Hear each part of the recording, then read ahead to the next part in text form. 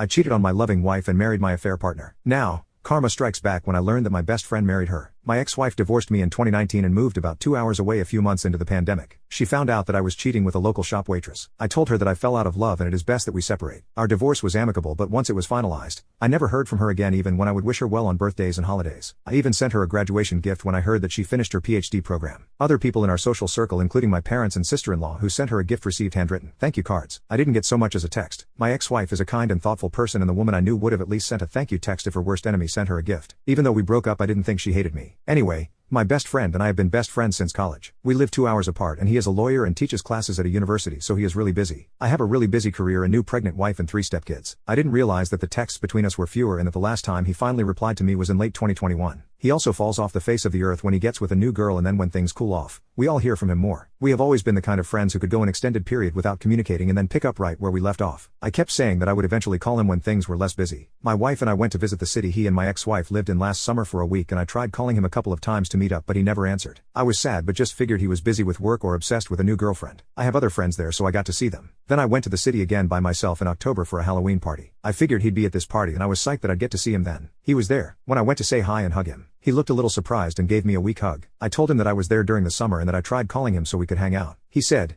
"Yeah, I was on my honeymoon that week. Sorry, I didn't get back to you." I was shocked to hear that he'd gotten married and a little hurt that my best friend got married without me even knowing he had a serious girlfriend, but still happy for him. Like I said, he was a great guy and girls love him. I spit out a rush of questions, like who is she, where is she, what's her name, what's she like, where'd you meet her, how long have you been together? He paused for a moment and then just bluntly said, "It's Rose." I can't describe how it felt to hear those 2 words come out of his mouth. I felt sick to my stomach and I immediately wanted to die. I have never felt like that before. I just said, "What the F?" He told me that I didn't get to be mad because I broke her heart and they didn't start dating until 2 years after we got divorced, and that I chose to be with some waitress anyway. I drank the rest of the weekend because it was the only way I was able to sleep. I feel betrayed by both of them. My best friend since I was 20 years old married my ex-wife behind my back. I was married to her for 6 years and they were never even friends, and now they are in love with each other. I went back home and I know that I was distant with my wife and the kids because I was just hurting so much. After a couple of weeks, we had a big fight and she called me out on being distant and accused me of cheating. I finally came clean and told her about my ex and my best friend, which she scoffed about and said she'd known about them for a long time now because of social media. I flew into a rage and we fought for hours. She betrayed me by not telling me the entire time she knew. She didn't say anything when I mentioned my best friend not returning my calls or messages. I didn't get to sleep before going to work and after work. I just stayed with my parents for a few days. When I finally went back home, we got into another fight where she accused me of still being in love with my ex and said that I wouldn't care if I wasn't. I called her stupid and said that she wouldn't understand because she doesn't have any friends. I wouldn't care if my ex-wife got married to anyone else if it wasn't my best friend. I don't see what is so hard to understand about that. We made up eventually, but I feel sick to my stomach every day and things aren't the same in our relationship. I love my wife, but I've come to realize it's not the same way I loved my ex-wife. My wife doesn't love me the same way my ex-wife did either. I started to regret the things that led to our divorce because we were really happy until the moment she left me. I don't even have my best friend to call because he's too busy effing my ex-wife to care about me anymore. Everything feels empty and like a lie now. A lot of friends agree that they both betrayed me but think I need to move on. Even my dad and brother told me to get over it. I have to pretend I'm okay, but I'm not. No one gives a poop about mental health when it comes to men. I need advice on what to do and how to get closure. I am thinking of driving to their city to just show up and force them to talk to me so I can move on. Is that too much to ask? Update.